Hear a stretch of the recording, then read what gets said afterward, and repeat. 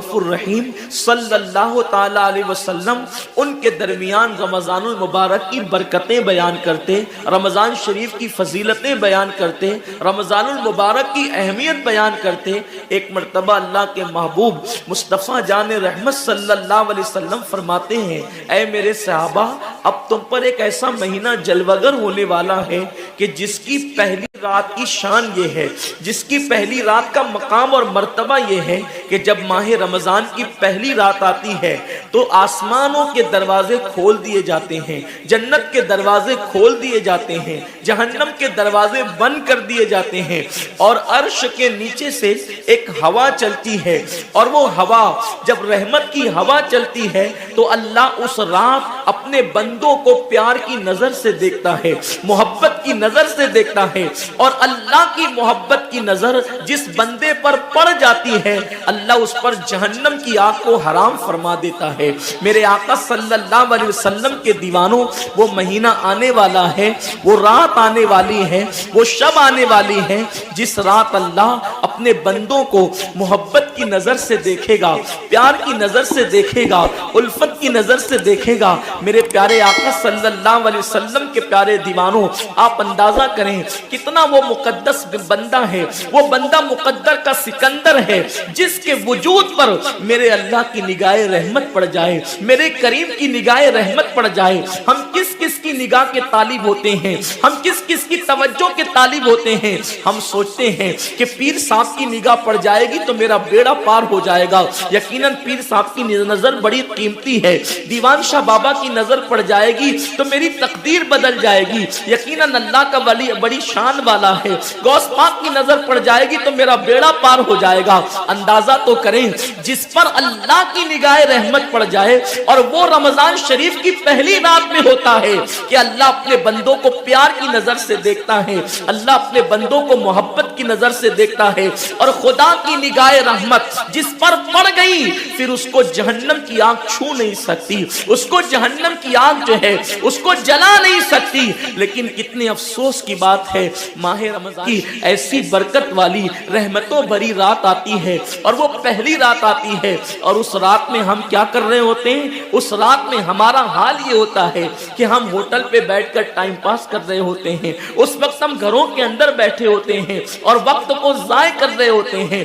और अब तो हाल ये हो गया है कि सारी चीजों से ताल्लुक तोड़कर हमने सारे रिश्ते अपने मोबाइल से जोड़ लिए हैं।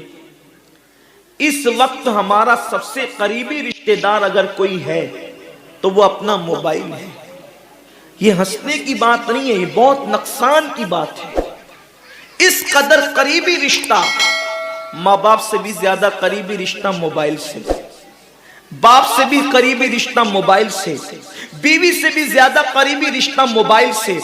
आप कहेंगे इतना करीबी रिश्ते की आप बात करते हैं। हम कहते हैं जो जितना करीबी रिश्तेदार होता है उस पर तवज्जो उतनी ज्यादा होती है, उससे प्यार उतना ज्यादा होता है, उसकी तरफ तवज्जो उतनी ज्यादा होती है, उससे लगन उतना ज्यादा होता है। हमारी आंख अभी बिस्तर पर खुली नहीं होती और हम सीधा हाथ उठा करके आधी आंखें बंद होती है और आधी आंखें खुली होती है और हम पहले अपने मोबाइल की तरफ हाथ बढ़ाते हैं, किसी का मैसेज तो नहीं आया। मेरे प्यारे आका सल्लल्लाहु अलैहि वसल्लम के प्यारे दीवानों, अम्मी के पास बैठे हैं फिर भी मोबाइल, बीवी के पास बैठे हैं फिर भी मोबाइल, वालिद के पास बैठे हैं फिर भी मोबाइल। हद तो ये है कि मस्जिदों के अंदर बैठे हैं फिर भी मोबाइल। यकीनन अगर काम के मैसेजेस हो और अगर काम और जरूरी चीज हो, टाइम देखना हो तो आप यकीनन मोबाइल को हाथ में लें। मोबाइल कोई बुरी चीज नहीं है, लेकिन इंसान कितना डूब गया, इबादत का सारा वक्त इंसान अपने मोबाइल पर जाया करता है।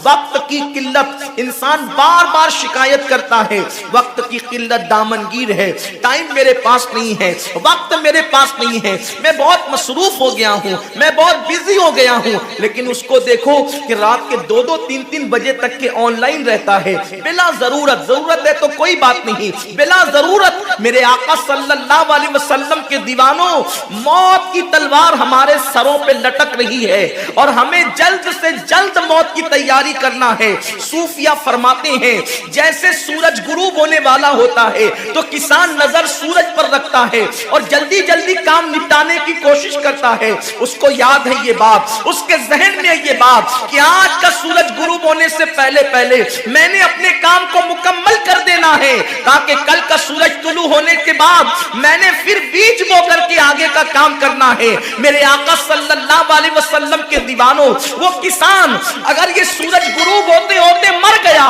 تو کل اس کا کام کوئی اور کر جائے گا، اس کا بیٹا بیج بوئے گا، اس کی بہو بیج بوئے گی، اس کی بیج بوئے گی، اس کے رشتہ دار بیج بوئیں گے۔ لیکن یاد رکھنا، اگر دنیا کے اندر ہماری زندگی کا سورج غروب ہو گیا تو پھر نیکیوں کا بیج ہماری جگہ کوئی نہیں بو سکتا۔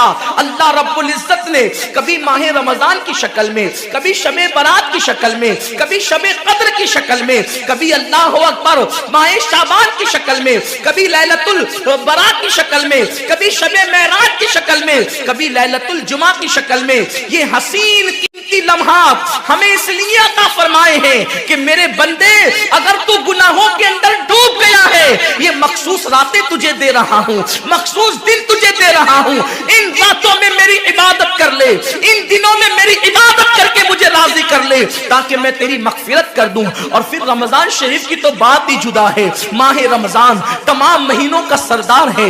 میرے آقا مصطفیٰ کریم رؤوف الرحیم صلی اللہ علیہ وسلم فرماتے ہیں ماہ رمضان کو سارے مہینوں پر ایسی فضیلت ہے جیسے مجھ محمد کو تمام مخلوق پر فضیلت حاصل ہے۔ میرے آقا فرماتے ہیں ماہ رمضان شریف میں اگر تم ایک نیکی کرتے ہو تو اللہ تمہیں 70 کا ثواب عطا کرتا ہے، اور تمہارا خلوص بڑھ جاتا ہے تو اللہ تمہیں ایک نیکی کا 1000 عطا کرتا ہے، اخلاص اور بڑھتا ہے تو اللہ ایک نیکی پر تمہیں بے حساب ثواب عطا کرتا ہے، اس کا کوئی حساب ہی نہیں ہوتا۔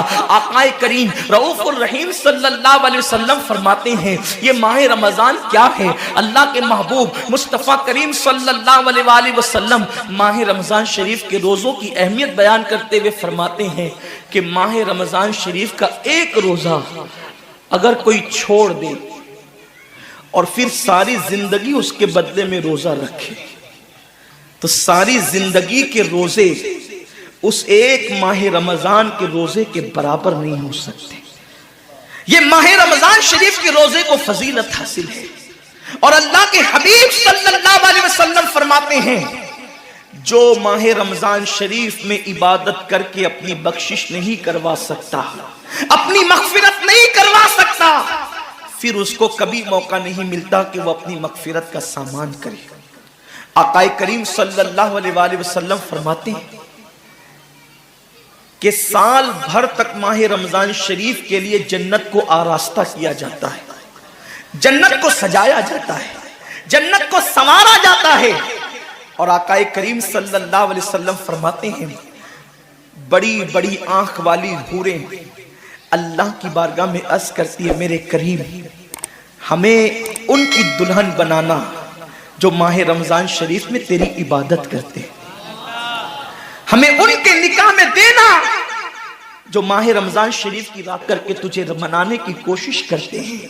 آقا کریم صلی اللہ علیہ وسلم فرماتے ہیں اگر کوئی بندہ ماہ رمضان میں زنا سے بچے، شراب سے بچے، جھوٹ سے بچے، کسی کو تہمت لگانے سے بچے، اور ماہ رمضان شریف کا احترام کرتے ہوئے گناہوں سے بچے تو اللہ تبارک و تعالی ہر رات کے بدلے، رمضان شریف کی ہر رات کے بدلے 100 حوروں کے ساتھ اس کا نکاح فرمائے گا۔ یعنی 30 راتیں ہیں تو 100 حوروں کے ساتھ اس کا نکاح ہوگا۔ اور آقا کریم صلی اللہ علیہ وسلم فرماتے ہیں ماہ رمضان شریف کا احترام جو کرے اور احترام ماہ رمضان میں جو لغویات اور خرافات کو ترک کر دے، جو گناہوں کو چھوڑ دے، زنا کو، شراب کو، جھوٹ کو، بہتان تراشی کو چھوڑ دے، آقا فرماتے ہیں اس رمضان شریف کا احترام کرنے والے کے لیے اللہ نے جنت میں ایک ایسا محل بنایا ہے۔ اس محل کا حال یہ ہے کہ دنیا کے سارے اولین اور آخرین یعنی آدم سے لے کر آخری آنے والے تک انسان تک اگر سارے اس محل کے اندر داخل ہو جائے تو بھی اس محل کی اتنی ہی جگہ وہ لیں گے جتنی کی بکرے کی ران آپ کسی مکان کے اندر رکھتے ہیں۔ تو بکرے کی ران کتنی جگہ گھیرتی ہے؟ بس تمام اولین اور آخرین اس محل کے اندر اتنی ہی جگہ گھیریں گے، یعنی وہ محل اتنا بڑا اللہ نے بنایا ہے، اور وہ محل صرف ان کے لیے ہے جو ماہ رمضان کے احترام میں گناہوں کو ترک کر دیتے ہیں، گناہوں کو چھوڑ دیتے ہیں۔ میرے آقا صلی اللہ علیہ وسلم کے پیارے دیوانوں، لیکن افسوس ہم اور دنوں کی طرح ماہ رمضان شریف کی راتوں کو ضائع کر دیتے۔ تاجروں کا سیزن آتا ہے تو تاجر پہلے سے تیاری کرتے ہیں کہ اس سیزن کے اندر میں نے مالدار بننا ہے، اتنا مال میں نے کمانا ہے کہ پھر میں نے سارے سال گھر میں بیٹھ کر کے کھانا ہے۔ ٹیلر لوگ تیاری کرتے ہیں، عید کے موقع پہ اتنی محنت کریں گے رات دن کہ سال بھر اگر کوئی کسٹمر نہ بھی آئے تو وہ گھر بیٹھ کے آرام سے کھا سکے۔ کپڑے والے سوچتے ہیں کہ سیزن آئے گا، جو بھی سیزن ان کا آتا ہے اتنا کمائیں گے کہ سال بھر بیٹھ کے کھائیں گے۔ لوگوں، جیسے کپڑوں کا سیزن آتا ہے، ٹیلروں کا سیزن آتا ہے، پھلوں کا سیزن آتا ہے، ایک سیزن نیکیوں کا بھی آتا ہے، ایک سیزن مغفرت کا بھی آتا ہے، ایک سیزن جنتی بننے کا بھی آتا ہے، ایک سیزن اللہ کو راضی کرنے کا بھی آتا ہے۔ ارے یہ کیا کم ہے؟ میرے رسول سچے نبی صادق و مصدوق نبی نے فرمایا ماہ رمضان کی ہر رات اللہ پہلے آسمان پہ تجلی کرتا ہے اور اللہ اپنے بندے سے پکار پکار کر غروب آفتاب سے لے کر صبح صادق طلوع ہونے تک کہتا ہے میرے بندے اگر تو گنہگار ہے تو مجھ سے معافی تاکہ میں تیری مغفرت کر دوں، میں تجھے جنت کا پروانہ عطا کر دوں، اگر تو غریب ہے تو مجھ سے دولت مانگ تاکہ میں تجھے دولت عطا کر دوں، اگر تو نعمت سے محروم ہے تو نعمت مانگ تاکہ میں تجھے نعمت عطا کر دوں۔ یہی وجہ تو ہے حضرات صحابہ کرام جب رمضان شریف آتا تو وہ ایسے تیاریاں کرتے تھے جیسے ہم اپنے گھروں کی شادیوں کی تیاری کرتے ہیں۔ صحابہ اتنے مصروف ہو جاتے رمضان شریف کی تیاریوں میں، اور کیسی تیاری کرتے؟ ہم بھی رمضان شریف کی تیاری کرتے ہیں۔ ہماری تیاری کیا ہے؟ سحری میں تری کے مسالے کو چاہیے، سحری کے اندر یہ چاہیے، سحری میں وہ چاہیے، افطار میں یہ چاہیے، افطار میں وہ چاہیے۔ مجھے اس سے کوئی جو ہے وہ شکوہ نہیں،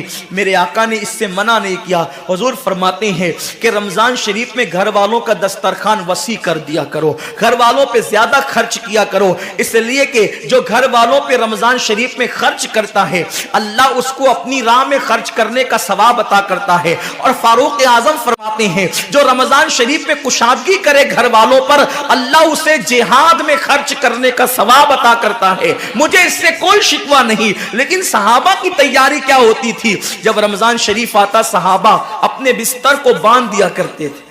رمضان شریف آتا تو صحابہ بستر کو باندھ دیتے تھے۔ کیوں باندھ دیتے تھے بستر کو؟ اس لیے کہ اب سونا نہیں ہے، سونے کی راتیں 11 مہینے کی راتیں ہیں، اب غفلت میں زندگی نہیں گزارنا ہے، بلکہ راتوں کو جگ کر دن کو جگ کر اللہ کی اتنی عبادت کرنا ہے کہ عبادت کا سیزن آ گیا۔ اس لیے کہ اللہ کے رسول فرماتے ہیں جس نے رمضان شریف پایا اور عبادت کر کے اللہ کو راضی نہیں کر لیا ایسا بندہ ہمیشہ اللہ کی رحمت سے دور کر دیا جائے۔ اس لیے صحابہ رمضان شریف کی تیاری کرتے تھے، بستر باندھ دیتے تھے، اور اپنا معمول کیا ہے؟ جو فجر میں سوئیں گے تو وہ عصر میں اٹھیں گے، رات بھر جاگیں گے کرکٹ کھیلتے ہوئے، رات بھر جاگیں گے گلیوں میں گھومتے ہوئے۔ میرے آقا صلی اللہ علیہ وسلم کے دیوانوں، بہت قیمتی وقت آ رہا ہے، بہت قیمتی مہینہ آ رہا ہے۔ یہ وہ مہینہ ہے جو جہنمیوں کو جنتی بناتا ہے۔ آقا کریم صلی اللہ علیہ وسلم فرماتے ہیں ہر افطار کے وقت اللہ 60,000 ایسے جہنمیوں کو جہنم سے آزاد کر کے جنتی بناتا ہے جن کا جہنمی ہونا واجب ہو گیا تھا۔